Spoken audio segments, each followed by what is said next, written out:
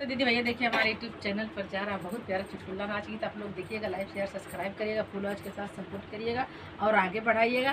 तीनों बहनें हम लोग लेकर आ गए हैं बहुत प्यारा प्यारा गीत, आप लोग देखिएगा, कमेंट बॉक्स में बताइएगा ये गीत कैसा लगा आप लोगों को। नमस्कार दोस्तों, अपने यूट्यूब चैनल पर स्वागत करती है। हमारे चैनल का नाम अर्चना भोजपुरी गीत।